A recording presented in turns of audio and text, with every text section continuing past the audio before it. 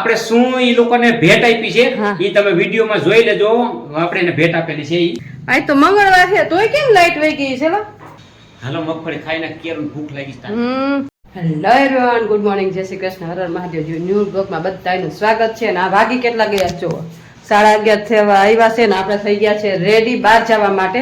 એટલે જાય છે ને મિતુલના ફ્રેન્ડ છે અને આમ તો એ વિડીયો આયરે બનાવે કાયલા વિડીયો આયરે બનાવે થોડાક એ તૈયાર થાય એટલે તમારા સાથે થોડુંક વાતું શેર કરશે. મને જાજે આઈડિયા નથી. અને આપણે જાય છે બેબી શાવરમાં. તો આપણે ત્યારે જો રેડી થઈ ગયા છે ને બ્લોગ ચાલુ કર્યો છે ને થોડું ઘણું તમારી સાથે શેર કરશું. મિતુલ પપ્પા રેડી થાય પછી નીકળી કાયલા. ચાલો તો કન્ટિન્યુ બ્લોગમાં બન્યા રહેજો. બ્લોગમાં તમને બહુ મજા આવે છે. તમારી સાથે જો શેર ત્યાં જઈશું કેવો માહોલ છે ને તમને બધું થોડું ઘણું શેર જેવો થઈ છે તો કરશું. તો અત્યારે તો જો નીકળવાની તૈયારી કરી. ચાલો ચાલો આપણે રેડી થઈ ગયા છે ને મિતુલ પપ્પા જો રેડી થઈ ગયા છે. કાંઈ લાવ શું કેવું? તિલક બિલક તો ખબર પડે ને. હા હાલો હવે જવાનું છે આશીષ ઠાકોર ભાવેશ ઠાકોર ને અહીંયા કણે બેબી શાવરમાં. બેબી શાવરમાં નિમંત્રણ આવે એટલે જવું પડે. હા જવું જ પડે. તો હાલો હવે રેડી થઈ ગયા ને. હા રેડી. હાલો હવે ગાડી બધું કાઢીને અને જાય હવે થોડુંક હું તમારી સાથે શેર કરશું. થાય એવું હોય છે તો ખબર ભાઈ કરશું નકર પછી બેટા ને પલોઠી વાળી. હવ નકર અહીંયા ઘરે આવીને બનાવશું. ચાલો કન્ટિન્યુ.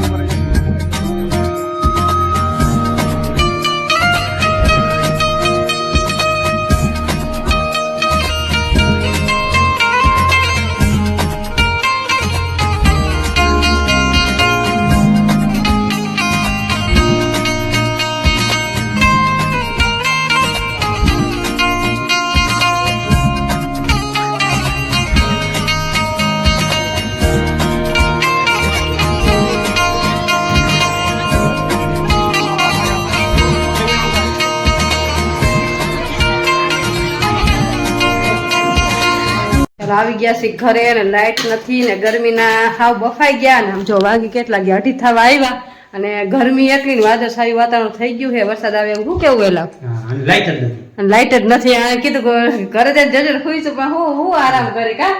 અમે બ્લોક ઉતારવાના જ હતા પણ માહોલ થોડી ટૂંકી જગ્યા હતી, માહોલ સારો નતો. પણ તોય આપણે જે બેબી શાવર નું થોડુંક હતું ને ઈ જો કે આપણે જ્યાં ગયા હતા ને મોટા યુટ્યુબર છે ભાવેશ ઠાકોર ને ચિરાગ ઠાકોર, તમે નામ સાંભળ્યું છે, આશીષ ઠાકોર ની, એની અહીંયા જ ગયા હતા. એટલે થોડુંક આપણે ઉતાર્યું છે અને આપણે ભગવાન આપણે શું ઈ લોકોને ભેટ આપી છે ઈ તમે વિડીયોમાં જોઈ લેજો. આપણે એને ભેટ આપેલી છે ઈ. અને થોડું ઘણું તમારી સાથે શેર કર્યું છે કેમ કે અહીંયા ટ્રાફિક એટલી બધા મહેમાનો જેટલા બધા હતા અને જગ્યા થોડી ખાકડી હતી એવું બધું હતું કાંઈ. અને ગરમી બાપા બહુ જ ગરમી હતી. અને અત્યારે તો જો વાતાવરણ એકદમ આમ છે ને વાદળ છે જેવું થઈ ગયું છે કે વાત જ પૂછોમાં. હજી અત્યારે આવી વાત છે આવે ત્યારે બ્લોક ઉપાડ્યો છે અને બતાવો આમ જુઓ ઉપર જુઓ વાદળા જુઓ આમ જુઓ ચારેક વાર આવી રીતે વાતાવરણ થઈ ગયું છે. જો ઉપર આકાશમાં દેખાતું હોય છે વાદળછાયું વાતાવરણ થઈ ગયું છે. ગરમી બહુ જ થાય છે ને અહીંયા આવ્યા ને ત્યાં લાઈટ નથી. આજ તો મંગળવાર છે તોય કેમ લાઈટ વહી ગઈ છે? બુધવારે લાઈટ જાય એની બદલે લાઈટ વહી ગઈ છે. સારું હાલો હવે થોડાક ફ્રેશ થઈ જાય. ચાલો વાગી ગયા છે 6:30 ને અત્યારે ઠેઠ નવરા થયા બધું કામકાજ કરીને. કેમ કે કામ તો નતું પડતા સીઝન એટલે થોડા ઘણા ઈ બધું કામ હોય. અને આમ જો આપણે છે ને રાજકોટ ગયા હતા ને તો કેટલી બધી મગફળી લઈ આવ્યા છે જુઓ. અને ખાવામાં એટલી મીઠી તો હાલો મગફળી ખાવી ને લાવ તો એડિટિંગ નું કામ કરે છે બરાબર ને. હાલો મગફળી ખાઈને કેરું ભૂખ લાગી છે. તો એને કઈ ભૂખ લાગી પણ હું નવરી નહોતી કેમ કે એક કાપ ખૂટે ને બીજું કામ ચાલુ થાય. અને આમ જો આ કેટલા બધા બિસ્કિટ આ ગલ્લું હાટું લઈ આવી હું. અમારે ગલ્લું છે ને એને બિસ્કિટ બહુ ભાવે એના હાટું સ્પેશિયલ અમારે બિસ્કિટ એ રોટલા કઈ બહુ ભૂખ લાગી હોય ને તો જ રોટલા ખાય. નકર જો આવી રીતે અમારે બિસ્કિટ ના પેકેટ રાખવા પડે. અત્યારે અઢી કાઢી તો પેલા અડધા નાખી દીધા એને અડધા ખાઈ ગયા પછી થોડાક રોટલા નાખ્યા. નકરા બિસ્કિટે નહીં હારા એટલે પછી કીધું અડધા બિસ્કિટ અને અડધા રોટલા નાખી. તો આપણે કોથરી સ્પેશિયલ જો અહીંયા રાખીએ અને એ જ કોથરીમાં આપણે છે ને બધા બિસ્કિટ ભરીને રાખી દઈ રોજ છે ને એક બિસ્કિટનું પેકેટ અડધું હવાઈ નાખું, અડધું હાંજે નાખું. તો તારે જો પતી ગયું તો તારે અડધું નાખી દીધું. આ હવે છે ને હવાઈ નાખી બસ. એ બિસ્કિટ તો બહુ ભાવે એને, એવું છે અમારે ગણું બિચારા જી એને ભાવે બહુ. પેલા તો બિચારા ઠાઠું ભાંગી કાઢેલો એ છે ને હાવ લંગડું થઈ ગયું, ઠાઠું જ ભાંગલું હતું. તો આ બધા રોટલા બિસ્કિટ ખાઈને એનું પાછળનું ઠાઠું હાજું કર્યું કાઢેલો બિસ્કિટ નાખી કેળ ભાંગી ગઈ હતી બિચારાને, કેળ ભાંગલી જ હતી. એવું હતું. અરે જન્મથી હતી એને. હા જન્મથી નતા, પગ ઢેડાતા જતા હતા. પછી બધા બિસ્કિટ ને બધું ખવડાવવાનું ચાલુ કર્યું ને તો એ પગ હાજર થઈ ગયા તો હળિયું કાઢે, બિસ્કિટ આમ ધોળા ધોળી ના નાખું તો હું કરે. એલા અમને મેં ન નાખ્યા તો હું કરવા માંડ્યું. ગાઈડ નું ભણવા એમ નતું કેતું, ભણતું નતું, એમ કહેતું તો બિસ્કિટ નાખો. એની ભાષામાં કે જટ લાગો, ભૂખ લાગી તો બિસ્કિટ નાખ્યા, રોટલી નાખી તો જો બાય ખાતું હોય છે. હાલવાનું આપણે છે ને મસ્ત મગફળી શેકી નાખીને દાણાવાળી એકદમ મોટા મોટા દાણાવાળી અહીંયાથી લીધી હતી. તો થોડાક શું કહેવાય ઝીણી ઝીણી મગફળી બહુ હતી. હા મોટી છે કાંઈ લો.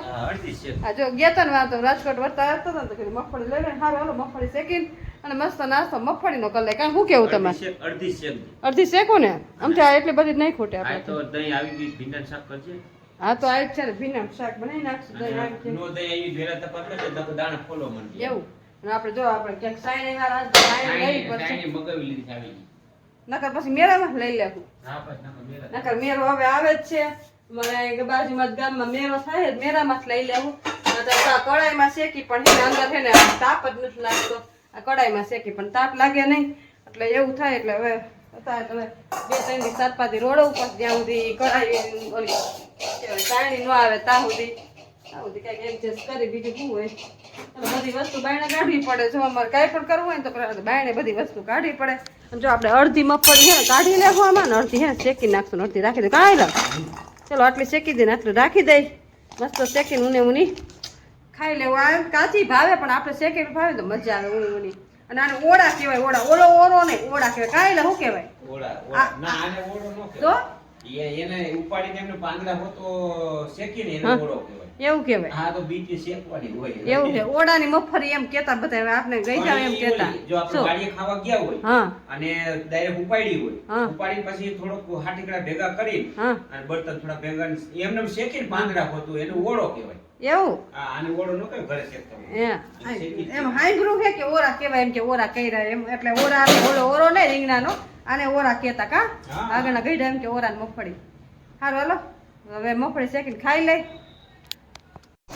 ચાલો જો મગફળી શેકાય છે, ભૂખ લાગી શેરો નહીં પણ હવે આપણું એડિટિંગ નું કામ પતી ગયું પણ મગફળી શેકાની નહીં કેટલે કોઈ ગયું કોણ જાણે ક્યાં કોઈ ગયું.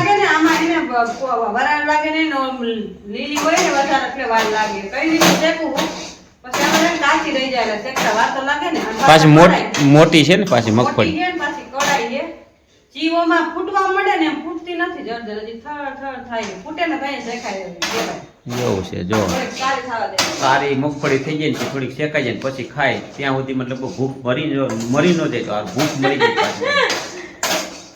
જો આપણે એડિટિંગનું કામ ચાલુ છે, રીલ બનાવી છે જોરદાર ખાંડ વિશેની એટલે બનાવી છે ને આપણે એડિટિંગ કરી છે અને મગફળી શેકાઈ જાય એટલે ખાઈ લઈ પછી મંદિરે વયા જાય. બરાબર ને? ચાલો વાગી ગયા 8:30 ને જો હવે બે ગયા વારો કરવા કાયલા.